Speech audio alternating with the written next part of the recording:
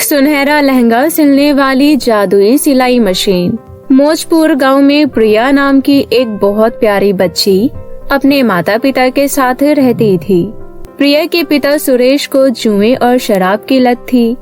हर वक्त जुआ खेलना और शराब पीकर अपने दोस्त बिरजू के साथ आवारागर्दी करना, यही उसका काम था। प्रिया की माँ सरला के पास एक पुरानी सिलाई मशीन थी, जिस पर गांव की औरतों के कुछ कपड़े सिलकर अपने परिवार का गुजारा कर रही थी। सरला, तुमने मेरा सूट सिल दिया ना? जी, मैंने बिल्कुल आपके नाप का सिला है। ठीक है, ये लो 30 रुपए सिलाई के। विमला दीदी, मैं कह रही थी कि अब धागे की रील भी 10 रुपए से बढ़कर 20 रुपए की मिलने लगी है। सूट के 80 रुपए सिलाई दे देते तो ठीक रहता। देख सरला, गांव में और भी दर्जी है जो तेरे से भी अच्छी सिलाई करते हैं। अगर 80 रुपए में सिलवाना हो तो मैं उनसे ही ना सिलवा लूं? वो तो तेरे पर तरस खाकर कि चल तेरे थोड़े बहुत पैसे बन जाएंगे, इसलिए अपने कपड़े सिलने दे देती हूँ, पर मैं 30 रुपए से 1 रुपया भी फालतू नहीं दूंगी। हाँ। सरला की मजबूरी थी कि उसे कम पैसों में ही सिलाई करनी पड़ती थी। गांव की औरतें उसे 30 या 40 रुपए से ऊपर नहीं देती थी, पर सरला के पास जो भी पैसे जुड़ते वो सारे पैसे सुरेश छीनकर जुए और शराब के लिए ले जाता था। ऐसे ही एक दिन सरला अपने पति सुरेश से कहती है, सुनो जी, ये पैसे मैंने प्रिया के स्कूल की किताबों के लिए जोड़े हुए हैं। उसके 5वीं कक्षा की एक किताब बाजार से खरीदनी है। अरे, उस लड़की को पढ़ा लिखा कर क्या करेगी? ये पैसे मुझे दे दे। इतना बोलकर सुरेश उससे पैसे छीनकर चला जाता है। ये देखकर प्रिया कहती है, माँ, अब मेरे स्कूल की किताबें कैसे आएंगी? बापू तो सारे पैसे लेकर चले गए। अगर मैं स्कूल किताब लेकर नहीं गई तो टीचर मुझे बहुत डांटेगी। प्रिया बेटा, एक काम कर, तू कल स्कूल चली जाना, फिर मैं परसों तक कुछ पैसे जोड़कर तेरे लिए किताब जरूर खरीद लाऊंगी। अगले दिन प्रिया स्कूल जाने के लिए घर से निकलती है, पर वो डर रही थी कि कहीं उसकी टीचर किताब ना लाने पर उसको सजा न दे दे। इसलिए प्रिया स्कूल ना जाकर वहीं पास में एक नदी किनारे बैठ जाती है और रोने लगती है।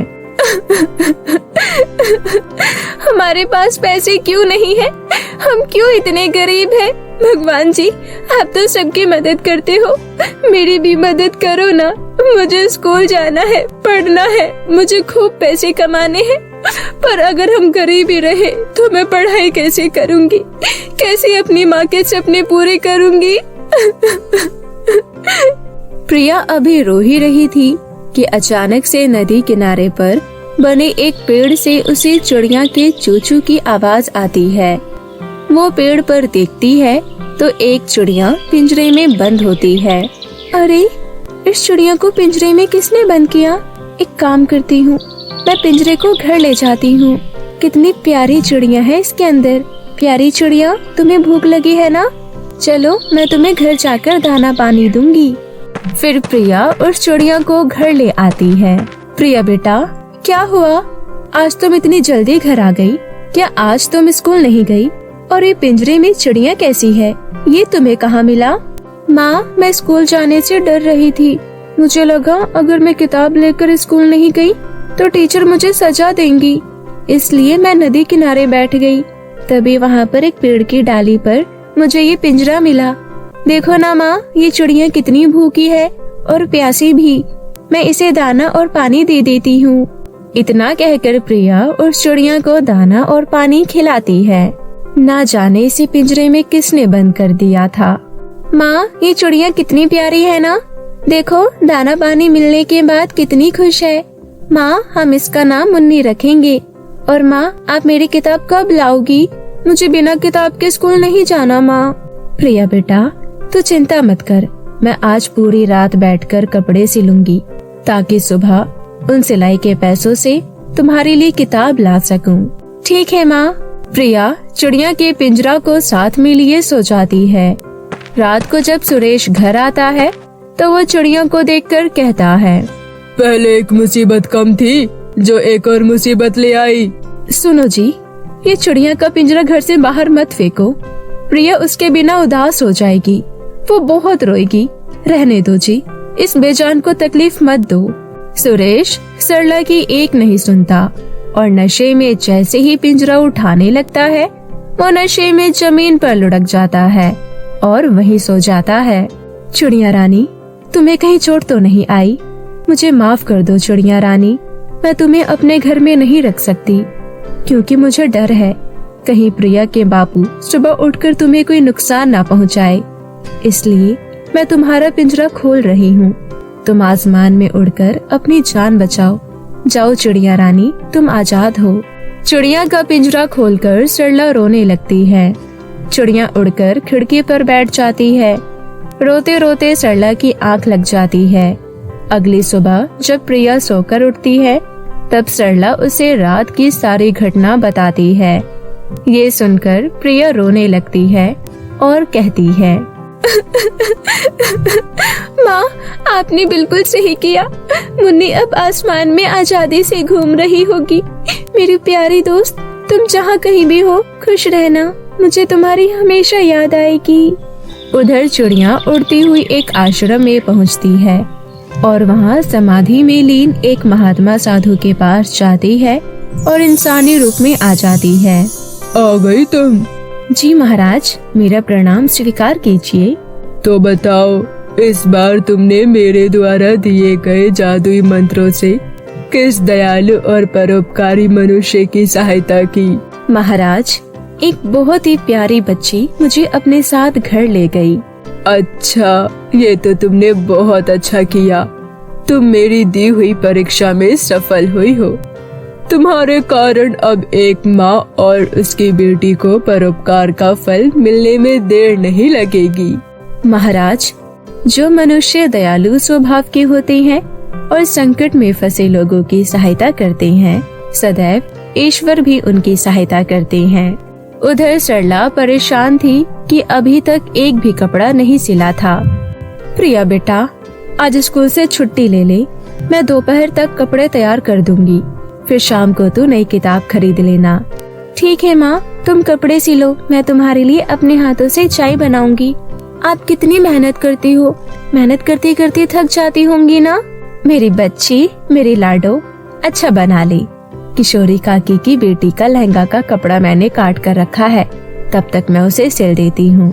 ठीक है माँ। सरला जैसे ही कपड़े के कटे टुकड़े को सिलने के लिए सिलाई मशीन पर लगाती है, मशीन अपने आप चलनी शुरू हो जाती है और अपने आप एक सुंदर सा लहंगा सिलकर तैयार हो जाता है। ये देख सरला चौंक जाती है। अरे, ये कैसा चमत्कार है, मेरी सिलाई मशीन अपने आप चलने लगी और अपने आप इतना सुंदर लहंगा बनकर तैयार हो गया। एक काम करती हूँ, कुछ और कपड़ा सिलकर देखती हूँ। फिर सरला सूट का एक साधारण सा कपड़ा सिलाई मशीन पर लगाती है और अपने आप ही सिलाई मशीन चलने लगती है और एक बहुत ही सुंदर सा सूट बनकर तैयार हो जाता है। अरे, ये क्या, मशीन फिर से अपने आप चलने लगी और फिर से इतना सुंदर सूट सिलकर तैयार कर दिया। प्रिया बेटा, इधर आ जल्दी, ये देख, ये सिलाई मशीन तो जादुई सिलाई मशीन बन गई है। ये देख, मैं अभी इस पर कोई कपड़ा काट कर रखूंगी और ये मशीन अपने आप बहुत सुंदर सा लहंगा सिलकर तैयार कर देगी। अरे हाँ माँ, ये मशीन तो अपने आप चल रही है और इस मशीन ने इतना सुंदर लहंगा सिलकर तैयार कर दिया।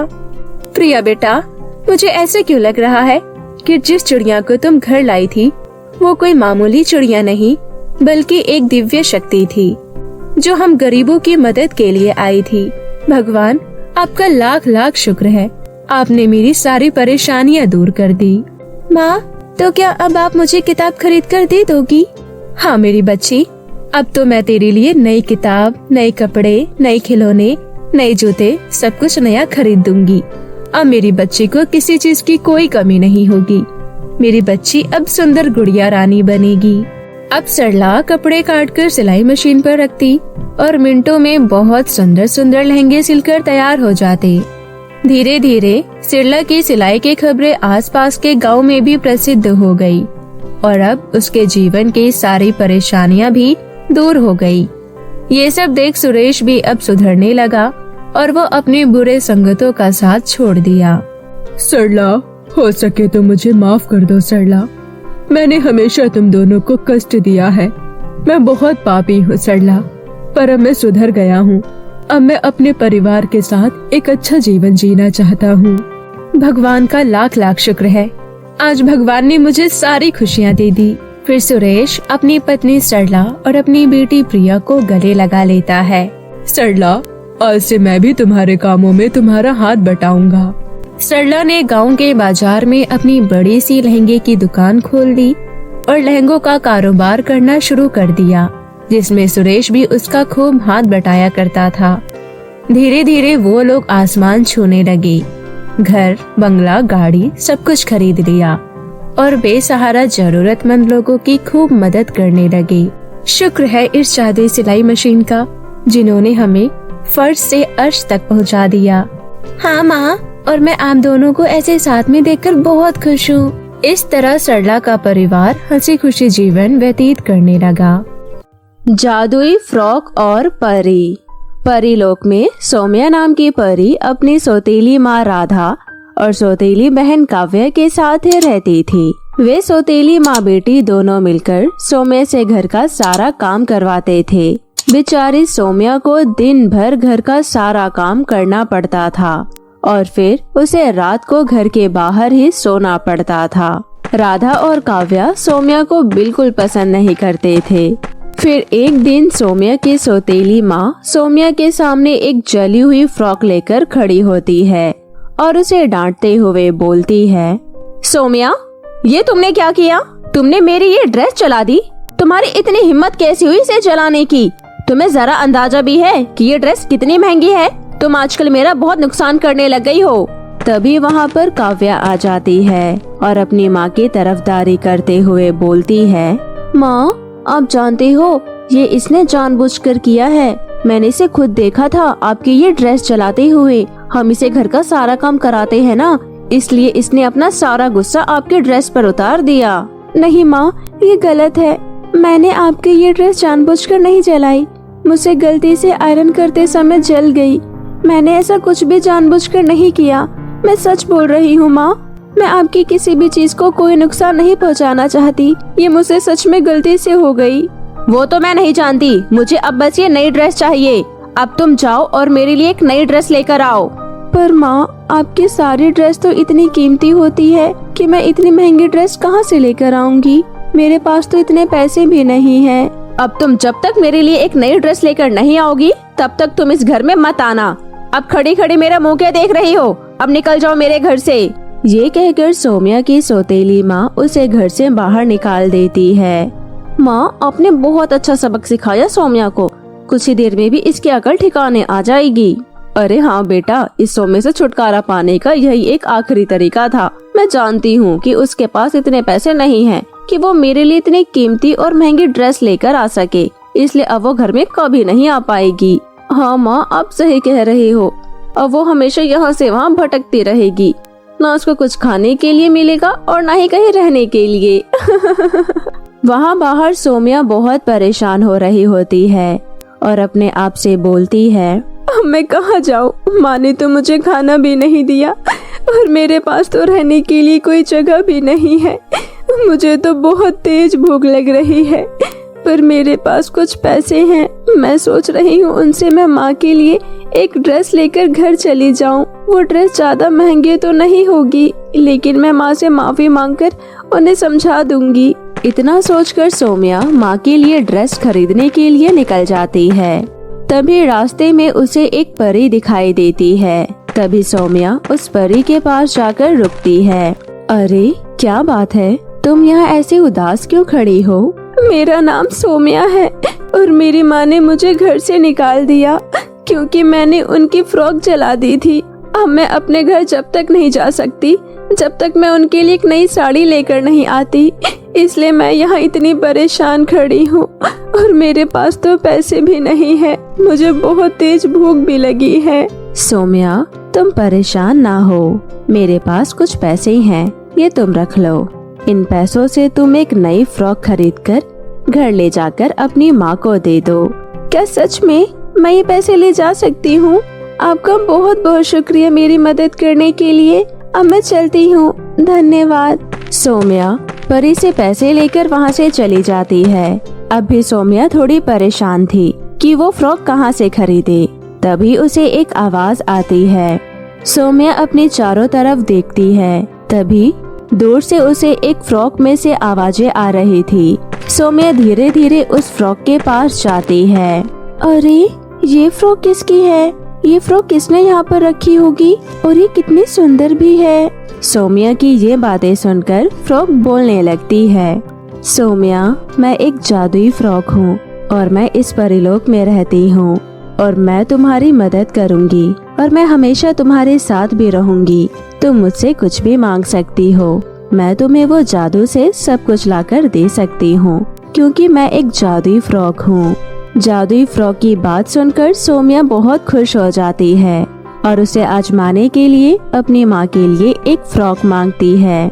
जादुई फ्रॉक, क्या तुम मुझे एक कीमती और महंगी सी ड्रेस दे सकती हो जो कि मैं अपनी माँ को दे दूँ और वो बहुत खुश हो जाए और मैं अपने घर में वापस चली जाऊँ? हाँ, क्यों नहीं सौम्या, ये लो ये नई ड्रेस। फ्रॉक के इतना बोलते ही एक सुंदर सी नई पिंक कलर की ड्रेस सौम्या को मिल जाती है। वो ड्रेस लेकर सौम्या जादुई फ्रॉक को बोलती है, जादुई फ्रॉक, तो अभी आप कहीं मत जाना, मैं अभी थोड़ी देर में तुम्हारे पास आती हूँ। ठीक है सौम्या, मैं तुम्हारा यहीं इंतजार करूँगी। ये कहकर सौम्या वो ड्रेस लेकर अपने घर चली जाती है और घर पहुँचकर, ये लीजिए माँ आपकी नई ड्रेस। अच्छा हुआ तुम वापस आ गई, घर में इतना सारा काम पड़ा हुआ है। मेरी और मेरी बेटी को तो काम कर करके हालत खराब हो गई। अरे वाह, तुम्हारे हाथ में इतनी सुंदर ड्रेस, ये तो बहुत अच्छी है। चलो अब ये ड्रेस मुझे दो और जल्दी से जाकर मेरे लिए खाना बना दो। बहुत तेज भूख लगी है। तुम्हारे जाने के बाद हमने खाना भी नहीं खाया। घर का सारा काम भी ऐसे ही पड़ा है। अब जल्दी से जाकर हमारे लिए कुछ बना लाओ। नहीं माँ, मैं आज के बाद आपका कोई काम नहीं करूँगी। मैं यहाँ आपको बस ये ड्रेस देने आई थी। मैं बचपन से लेकर आज तक आपकी सेवा करते आई हूँ और आप लोगों ने मुझे हमेशा तकलीफ के सिवा और कुछ नहीं दिया। पर अब मुझे आपके साथ की कोई जरूरत नहीं है। मैं जा रही हूँ यहाँ से हमेशा के लिए। ये कहकर सौम्या वहाँ से चली जाती है और जादुई फ्रॉक के साथ एक आलीशान महल में रहने लगती है। अब सौम्या बहुत खुश रहने लगती है और वो अपने जैसे और भी परियों और गरीब बच्चों की खूब मदद करती है वो जादुई फ्रॉक की मदद से। और अब जादुई फ्रॉक भी सौम्या की हर कमी को पूरा करती थी। उसके बाद सौम्या हंसी खुशी रहने लगी और यहाँ सौम्या के चले जाने के बाद और उन्हें अपनी गलती का भी एहसास हो गया। तो मेरे प्यारे दोस्तों, कैसी लगी आपको मेरी ये कहानी? मुझे कमेंट करके जरूर बताएं और इसे अपने दोस्तों के साथ भी शेयर करें। और हाँ दोस्तों, अगर आपने अब तक मेरे चैनल को सब्सक्राइब नहीं किया है तो जल्दी से नीचे लाल बटन दबाकर अभी कर ले। तो मिलती हूँ आपसे फिर किसी नई कहानी के साथ। तब तक के लिए आप अपना ध्यान रखें। बाय बाय दोस्तों।